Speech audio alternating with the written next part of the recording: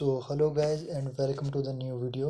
और CUHP MSc physics entrance की जो हम सीरीज़ बना रहे हैं तो उसकी ये सेकंड वीडियो है। फर्स्ट वीडियो अगर आपने नहीं देखी है तो पहले उसे देखिए और फिर आके इस वीडियो को देखिए। तो इस वीडियो में हम स्टार्ट करेंगे प्रीवियस ईयर क्वेश्चन सॉल्व करेंगे उन्हें, और मैं आपको इजी और डिटेल्ड एक्सप्लेनेशन दूंगा हर एक क्वेश्चन की। तो ये इसका पार्ट 1 होने वाला है। तो इसके मैं 4 पार्ट तो बनाऊंगा ही बनाऊंगा। हो सकता है अगर आपके कमेंट अच्छे आते हैं, हर एक वीडियो पे एटलीस्ट 5 कमेंट आप करते हो, तो मैं 4 के बजाय 8 पार्ट भी बना सकता हूँ। मतलब टोटल 120 क्वेश्चन करा सकता हूँ। वैसे तो मैं आपको 60 क्वेश्चन कराऊंगा ही कराऊंगा, लेकिन अगर आप चाहते हो कि मैं 8 पार्ट बनाऊँ और 120 क्वेश्चन करूँ, तो जो भी हमारी वीडियोस अभी आ रही हैं तो उन पे आप 5 कमेंट ज़रूर कीजिएगा। तो चलिए मैं पहले क्वेश्चन की तरफ चलता हूँ। तो हमारा पहला क्वेश्चन देखिए, पहली बात तो ये होती है कि CUHP में ज़्यादातर कॉन्सेप्ट बेस्ड क्वेश्चन आते हैं, और ये क्वेश्चन आपके JEE +2 लेवल के होते हैं और JEE मेंस लेवल के होते हैं, और BSc से भी आते हैं, लेकिन बहुत कम क्वेश्चन BSc लेवल के बेसिक क्वेश्चन आते हैं। बाकी +2 लेवल के ही क्वेश्चन आते हैं जो टफ होता है। तो चलिए स्टार्ट करते हैं। जो हमारा फर्स्ट क्वेश्चन है वो है the value of beta parameter of transistor for alpha parameter is equal to 0.99। यहाँ पे देखिए हमें बीटा पैरामीटर की वैल्यू दी हुई है, तो उसके लिए हमें सबसे पहले बीटा और अल्फ़ा पैरामीटर के बीच में रिलेशन पता होना चाहिए। देखिए जो अल्फ़ा पैरामीटर होता है ट्रांजिस्टर का वो क्या होता है, अल्फ़ा पैरामीटर होता है हमारे पास चेंज इन, या फिर इसको हम डेल्टा बोलेंगे सीधा ही, delta collector current over delta emitter current. इसे आप कॉपी साथ में रखिए और कॉपी पे साथ साथ करते रहिए, नोट्स बनाते रहिए अपने, इससे आपके क्वेश्चन आसानी से सॉल्व होंगे। और जो बीटा पैरामीटर होता है वो क्या होता है हमारे पास, डेल्टा कोलेक्टर करंट, यहाँ पे ध्यान रखिएगा, नीचे नीचे आता है base current, delta base current. ये इसको आप चेंज इन बेस करंट बोल सकते हो। मैं तो डेल्टा लेके चल रहा हूँ, डेल्टा का मतलब ही चेंज ही होता है। तो देखिए ये आ गया। अब इसके बीच में हमें फाइंड करना है रिलेशन, किसके बीच में फाइंड करना है रिलेशन, अल्फ़ा और बीटा के बीच में। ये देखिए वैल्यू आप नोट कर लीजिए, मैं इनको मिटाने वाला हूँ। तो आपने वैल्यूज़ नोट कर ली होंगी, अगर नहीं की हैं तो बैक करके नोट कर लीजिए। तो अभी मैं इसे मिटा देता हूँ और पेन लेके चलते हैं फिर से। तो यहाँ पे देखिए जो अल्फ़ा की वैल्यू है वो आती है हमारे पास change in collector current over change in emitter current, ठीक है। तो उसके बाद जो बीटा की वैल्यू आएगी, आप इसका रिलेशन फाइंड कीजिएगा। देखिए पहले हम इसकी चेंज इन कोलेक्टर करंट आ गया हमारे पास, रिलेशन से देखिए क्रॉस मल्टीप्लाई करके अल्फ़ा एमिटर करंट हो गया हमारे पास ये। अब इसे आप पुट कीजिए, जो बीटा की वैल्यू है ये IC ओवर IB है ना। और दूसरी बात, एक और बात याद रखिएगा, IB क्या होता है हमारे पास, beta is equal to delta IC। IB की वैल्यू होती है हमारे पास IE minus IC collector current, ठीक है, ये आप याद रखिएगा। तो इसके बाद हम इसके ये जो वैल्यू आ रही है IC की, ये वाली वैल्यू आप यहाँ पुट कीजिएगा। और देखिए ये वैल्यू पुट करने के बाद आपका जो बाद में रिलेशन बनेगा, मैं डायरेक्ट कर रहा हूँ, आप टोटल करके कीजिए जल्दी से ताकि आपको याद रहे। और एक रिलेशन याद रख के जाना ट्रांजिस्टर के लिए, beta is equal to alpha over 1 minus alpha.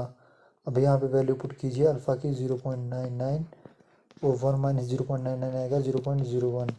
तो इससे जो आएगा वो आएगा 99, ऑप्शन बी। तो ऑप्शन बी टिक कर लीजिए, पहले की भी। ये क्वेश्चन लिख लीजिए अपने पास, और ये पूरा जिस तरह से मैंने करवाया इसे कर लीजिए कॉपी पे। अगर नहीं आता है तो मुझे बता दीजिएगा, मैं 1 मिनट की वीडियो फिर इसके लिए बना के आपको डाल दूँगा, ठीक है।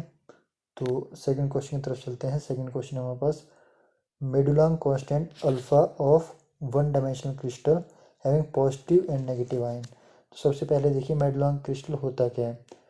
तो मेडुलांग कांस्टेंट क्या होता है, मेडुलांग कांस्टेंट कहाँ यूज़ होता है, to determine the electrostatic potential of single ion by approximating the ion by point charges. तो देखिए इसकी वैल्यू आप याद करके ले जाइएगा।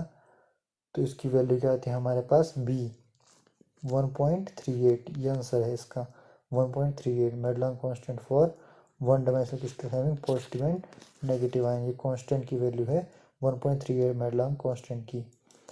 तो चलिए तीसरे क्वेश्चन की तरफ चलते हैं हम। तो हमारा तीसरा क्वेश्चन क्या है यहाँ पे देखते हैं। तीसरा क्वेश्चन है हमारे पास कॉस्मिक शावर कंसिस्ट ऑफ। देखिए जो कॉस्मिक शावर होती हैं, जो आसमान से जो कॉस्मिक शावर होती हैं, तो उसमें क्या क्या होता है। तो देखिए उसमें क्या होता है हमारे पास, ये बेसिक क्वेश्चन है, याद करने क्वेश्चन है। उसमें होता है हमारे पास इलेक्ट्रॉन्स, पॉजिट्रॉन्स एंड फोटॉन्स। इसका आंसर आएगा डी। कॉस्मिक शावर्स में होते हैं इलेक्ट्रॉन्स, पॉजिट्रॉन्स और फोटॉन्स। तो चलिए इससे नेक्स्ट क्वेश्चन देखते हैं। बहुत इंटरेस्टिंग क्वेश्चन है अगला। ये दिया हुआ गेट कौन सा है। अगर आप गेट के क्वेश्चन आते हैं तो आप इसे कर लीजिएगा। देखिए सबसे पहले हम इसे यहाँ से बना के देखते हैं। ये देखिए ये कौन सा गेट बना हमारे पास, ये बन गया हमारे पास एंड गेट। अब एंड गेट में हम यहाँ पे देखिए ऐसे लगा दिया, तो ये क्या बन गया हमारे पास, नॉट गेट का लगा दिया, तो ये क्या बन गया हमारे पास, नैंड गेट। NAND gate. अब देखिए उसके बाद नेक्स्ट चीज़ इन्होंने क्या की, इन्होंने नेक्स्ट चीज़ यहाँ पे करी हुई है कि दोनों इनपुट्स को शॉर्ट कर दिया और एक इनपुट रखी। ठीक है, नैंड गेट में दोनों इनपुट शॉर्ट कर दिया और एक इनपुट रखी, तो ये क्या बनता है हमारे पास, नॉट गेट। अभी देखिए मैं इसे आपको करके बताता हूँ। ये ब्लैक मैंने दिया, अभी आप एक इनपुट दे रहे हो यहाँ से, ठीक है, तो एक और एक यहाँ पे दोनों पे एक एक रहेगी। ठीक है, अभी एंड गेट के लिए इनपुट गई, तो एंड गेट के लिए इनपुट क्या बन जाएगी हमारे पास 1.1। तो 1.1 क्या हो गया हमारे पास, इक्वल टू 1। तो जो आउटपुट यहाँ पे गई, जो आउटपुट एंड गेट की 1 है वो गई नॉट गेट को, नॉट गेट को 1 गई, तो ये बन गई 0। तो यहाँ पे देखिए 1 दिया 0 बन गया, 1 बार इक्वल टू 0 मतलब नॉट गेट। तो ये चौथा क्वेश्चन क्या हो गया हमारे पास, नॉट गेट आंसर आ गया चौथे का। तो चलिए पांचवें क्वेश्चन की तरफ चलते हैं। पांचवें क्वेश्चन है हमारे पास value of orbital angular momentum L for P electron in one electron atom.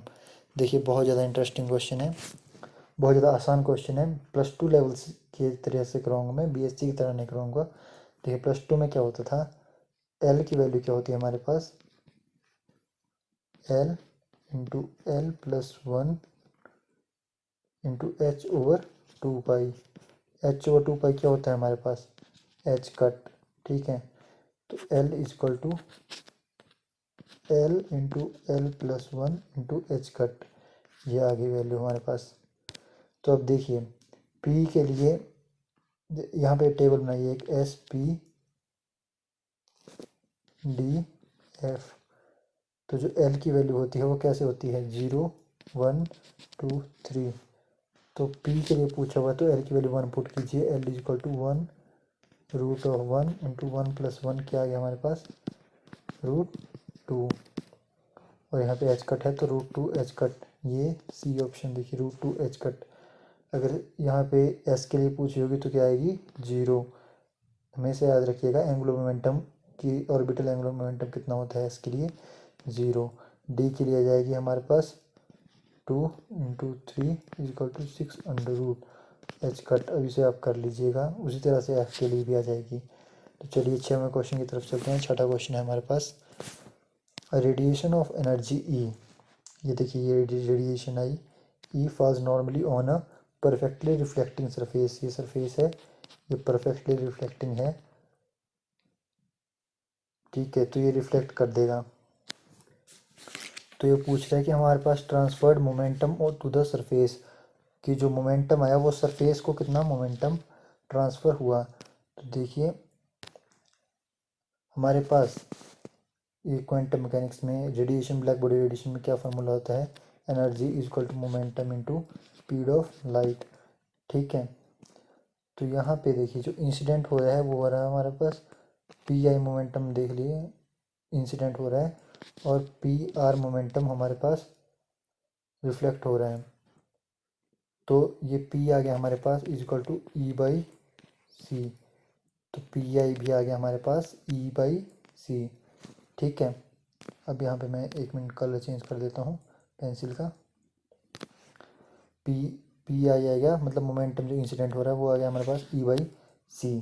तो उसके बाद जो रिफ्लेक्टेड मोमेंटम आएगा वो क्या आएगा, देखिए जो मोमेंटम इधर को आ रहा है उतने ही मोमेंटम इधर को जाएगा, पर ये देखिए डायरेक्शन, ये डायरेक्शन चेंज है, अपोजिट है, तो ये आ जाएगा -E/C। Therefore change in momentum, तो चेंज इन मोमेंटम आ गया हमारे पास delta P is equal to PI minus P of R, या फिर इसको आप टोटल मोमेंटम बोल सकते हैं। तो is equal to PI minus PR is equal to E/C minus of E/C। अपने कॉपी पे कीजिए, उस पर आपको यहाँ पे दिखना रहो। तो ये आ गया is equal to 2E/C। 2E/C option देखिए यहाँ पे डी ऑप्शन है, तो डी ऑप्शन ठीक हो गई। ठीक है, इसे आप करके देखिए, आसान है। बैक कीजिएगा मेरी वीडियो को, स्लो में देखिए, 0.75x पे देखिए, आपको समझ आ जाएगा। ठीक है, अब मैं इसको इरेज और कर देता हूँ। 7th क्वेश्चन की तरफ चलते हैं। तो हमारे पास 7th क्वेश्चन क्या है, the voltage gain of an operational amplifier is -100। Check कीजिएगा, -100 है ये। And the value of RF is if it has RI दी हुई है हमारे पास 2.2 किलो ओम। देखिए जो ऑपरेशनल एम्पलीफायर होता है वो कैसे होता है, ये होता है ऑपरेशनल एम्पलीफायर। आप हमारे पास यहाँ पे एक ये होगा, ये यहाँ पे, फिर एक ऐसे, ये फीडबैक रजिस्टर, ये ऐसे। तो देखिए जो ऑपरेशनल एम्पलीफायर का काम क्या होता है, ऑपरेशनल एम्पलीफायर का काम होता है कि ये वोल्टेज जो हम ये V positive voltage, V negative voltage जाती है, उसे इनके बीच का जो डिफरेंस होता है उसे gain as a voltage gain provide करवाता है।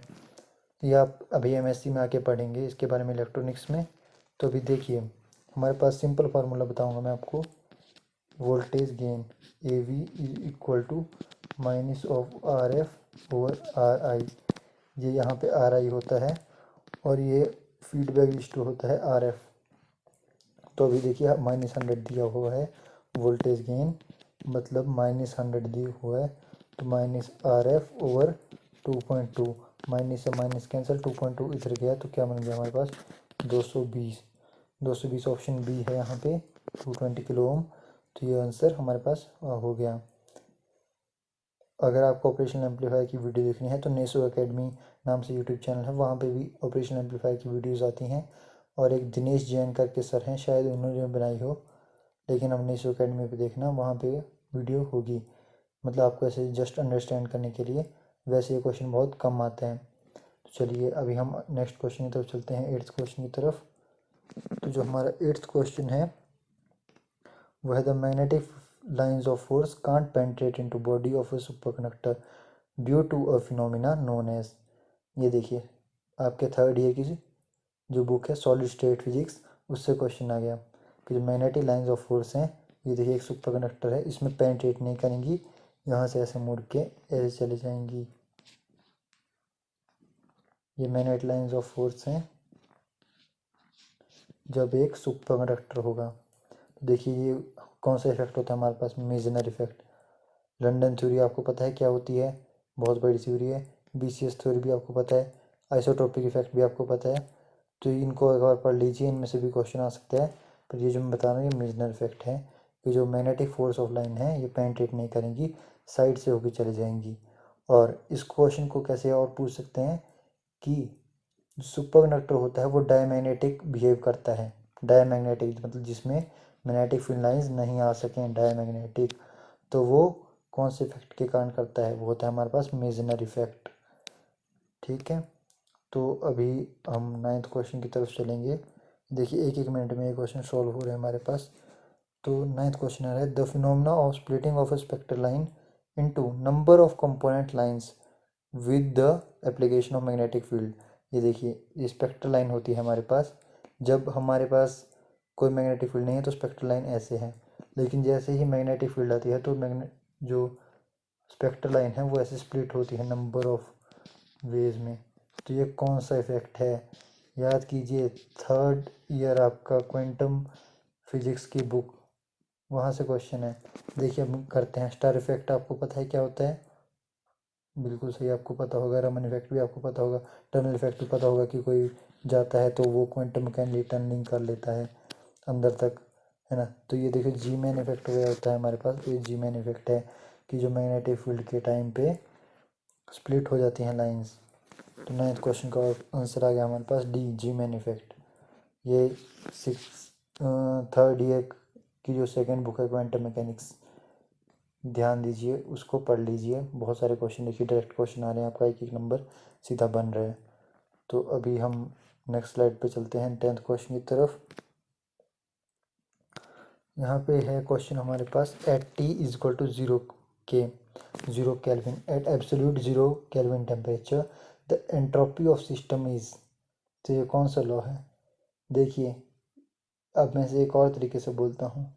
Eight absolute 0 temperature the entropy of system is constant और इट टेंड्स टू 0। तो ये कौन सा लॉ आ गया हमारे पास? 3rd law of thermodynamics. C answer आ गया 10th का, सी आंसर। देखिए 1 मिनट के अंदर एक क्वेश्चन सॉल्व हो गया हमारे पास। आपके पास तो वहाँ पे हर क्वेश्चन के लिए 1.5 मिनट है। वैसे आपको 60 तो अटैम्प्ट करनी नहीं है, आपको ऐसे मतलब 55 के आसपास का टारगेट लेके चलना है। तो जो नहीं आते होंगे उसमें तुक्का तभी लगाना अगर आपको लगता है कि ये क्वेश्चन हमसे हो सकता है, क्योंकि नेगेटिव मार्किंग है। ध्यान दीजिएगा, CUHP में नेगेटिव मार्किंग है, HPU में नहीं होती है, लेकिन CUHP में नेगेटिव मार्किंग है। तो चलिए अभी नेक्स्ट क्वेश्चन की तरफ चलते हैं। 11वां क्वेश्चन। सेकेंड हाफ तक हम पहुंच गए। 10 क्वेश्चन कर लिए, 15 क्वेश्चन मैं इस वीडियो में टोटल करवाऊंगा ये पहले पार्ट में। तो चलिए 11वें क्वेश्चन की तरफ चलते हैं अभी हम। तो 11वां क्वेश्चन है हमारे पास, कार्नोट इंजन। देखिए कार्नोट इंजन का मैंने HPU वाली वीडियो में भी कार्नोट इंजन करवाया हुआ है, बहुत आसान आपको फार्मूला बताया था। यहाँ पे थोड़ा सा अलग है। Carnot engine works between 600 kelvin and 300 kelvin. The engine draws 1000 joule of heat energy from the source. अभी देखिए बहुत आसान क्वेश्चन है और मैं इसको आपको सिंपल सा फार्मूला बताऊंगा, उसे आप याद कीजिएगा एफिशिएंसी के लिए। Efficiency is equal to 1 minus temperature 2 smaller temperature over temperature 1 greater temperature into 100%। ये आ गया आपकी परसेंटेज एफिशिएंसी। इसे इन्होंने एफिशिएंसी ले दिया, इसे करेक्ट टर्म होनी चाहिए परसेंटेज एफिशिएंसी। तो ठीक है, ये फार्मूला, इस फार्मूला को लगा के आप सॉल्व कीजिए खुद। मैं भी करता हूँ लेकिन आप यहाँ पे रोक के सॉल्व कीजिए खुद। देखिए 1 माइनस 300 ओवर 600 इंटू 100। ये देखिए 1/2, 1 माइनस 1/2 इजक्वल टू 1/2 इंटू 100। ये कट गया तो बचा हमारे पास 50। तो ये 50% ऑप्शन डी, 11th की ऑप्शन डी आंसर आ गया हमारे पास। ये बहुत आसान फार्मूला मैंने आपको बताया, इसे याद कर लीजिएगा, इसे कहीं लिख लीजिएगा। आप इन क्वेश्चनों को साथ साथ कॉपी भी करते रहिए। और मैं आपको ये 60 क्वेश्चन तो कराऊंगा ही, 120 के लिए तो मैंने आपको बताया कि 5-5 कमेंट्स हर वीडियो पे कीजिए और वीडियो को शेयर कीजिए। तो कम से कम उन जो मैं पहले 60 क्वेश्चन कराऊंगा उनकी आप नोट्स बना लीजिए। उन्हीं से रिलेटेड क्वेश्चन आते हैं। अगर 60 में से 40 भी रिलेटेड क्वेश्चन आ गए तो देखिए आपके 40 मार्क्स बन गए। 40 मार्क्स पे आपकी सिलेक्शन हो ही जाएगी। अगर आपका HPU का अच्छा नहीं हुआ तो CUHP आपके लिए बहुत अच्छा चांस है, तो उसे हाथ से जाने मत दीजिएगा। तो मैंने 11वां क्वेश्चन अभी करवा दिया। अब 12वें क्वेश्चन की तरफ चलते हैं। 12वां क्वेश्चन है dynamic resistance of JEFT। JEFT क्या होता है हमारे पास? Junction gate field effect transistors के बारे में पढ़ा होगा आपने, लेकिन जिन्होंने BSc ऑनर्स की है उन्हीं ने पढ़ा होगा junction gate field effect transistor के बारे में। मैंने BSc पास कोर्स किया हुआ था, लेकिन अभी हमें पढ़ना पड़ता है सब कुछ, इलेक्ट्रॉनिक्स वगैरह में सब कुछ JEFT आता है। तो चलिए मैं इसे आपको करवा देता हूँ, आसान फार्मूले से करवाऊँगा ताकि आपको समझ आ जाए। तो देखिए JEFT के लिए ये एक फार्मूला आपको याद रखना है, बाकी आपको ज़्यादा याद रखने की ज़रूरत नहीं है, इसे पढ़ने की ज़्यादा ज़रूरत नहीं है। तो JEFT के लिए हमारे पास फार्मूला होता है application factor mu is equal to dynamic resistance R D, dynamic resistance ये वाली आर डी इंटू जो हमारे पास ये आता है transconductance G of M. यहाँ पे इनकी वैल्यूज पुट कीजिएगा। 80 is equal to R D into 200। 0 से 0 गई, 2 से 1 बना 4, 10 गया नीचे, 0.4। ये देखिए ये वाला आंसर 0.4 मेगा ओम, ये वाला आंसर। डायनामिक रेजिस्टेंस क्या होती है आपको अभी ज़्यादा पढ़ने की ज़रूरत नहीं है, आपको ये वाला फार्मूला याद रखिए। इस फार्मूला लिखिए, JEFT के लिए ये फार्मूला, इससे न्यूमेरिकल आते हैं। मैंने 2017 के क्वेश्चन पेपर में भी ये देखा हुआ था, जब मैं खुद तैयारी कर रहा था CUHP के लिए, तो मैंने ये क्वेश्चन भी देखा हुआ था। ये 2017 में भी आया हुआ था, उसके बाद 2019 में भी आया हुआ है। तो चलिए ये कोई फार्मूला याद रखिए, और इसका आंसर 0.4 मैंने बता दिया। तो नेक्स्ट चलते हैं अभी, नेक्स्ट क्वेश्चन 13वां क्वेश्चन।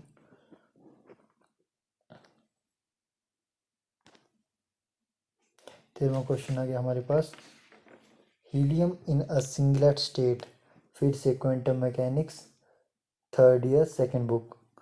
तो ये क्वेश्चन आ गया हमारे पास, helium is a singlet state is called. देखिए इसका आंसर होता है हमारे पास पैरा हीलियम। सिंगलेट स्टेट में पैरा हीलियम बोलते हैं, और जो ट्रिपलेट स्टेट होती है, ट्रिपलेट स्टेट में उसमें बोलते हैं हम ऑर्थो हीलियम।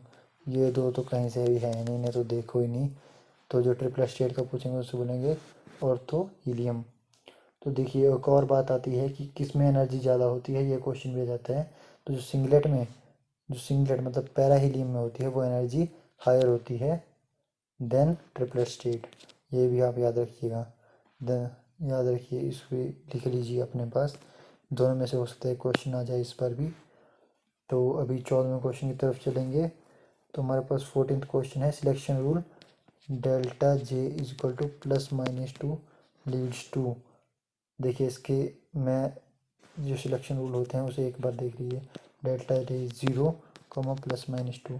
तो जो +-2 है ये किसे लीड करेगा, ये लीड करेगा हमारे पास रमन इफेक्ट को। ये आंसर इस वाले क्वेश्चन के लिए ठीक हो जाएगा।